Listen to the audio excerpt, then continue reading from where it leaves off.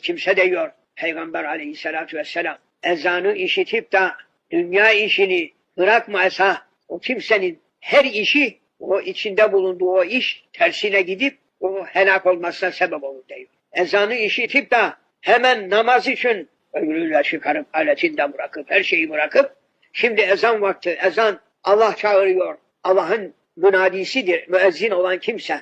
Müezzin Allah adına kulları ibadete davet eden kimsedir. Onun için müezzinlik şereflidir. Binaenaleyh hemen o işi orada bırakıp gelmese o kimse Allah'ın gazabı olur. Nerede olursa olsun gırda bayırda ezan vakti oldu. Dur ezan oku. Namazı eda et. Şehirde, işinde, gücünde ezan-ı Muhammed'i işitildi. Dur.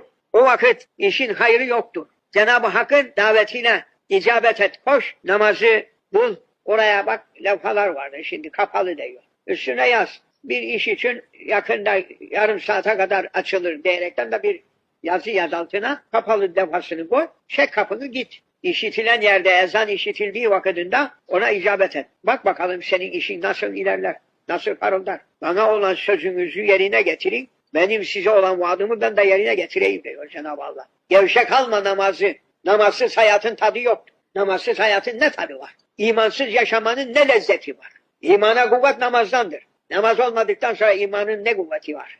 Hiç. Su gibi. Onun için gaflette olan insanlara bakıp da sen ne yapalım sonra kılayım demeyesin. Namazı bayatlatma. Her şey taze yıkan makbuldür. Namazın da hemen vaktinde kılınanı sevgilidir. Geciktirme. Geciktire bayatladıp da ekşitme. Tazeyken vaktinde namazı kılmaya bak. İşte ey müminler Cenab-ı Hakk'a tövbe edelim ve Cenab-ı Hak'tan yardım isteyelim. İbadet etmeden Cenab-ı Hak'tan yardım istemeye yüzümüz elbette ki olamaz. Secde et, isteğin varsa secdeye kapan, secdede iste.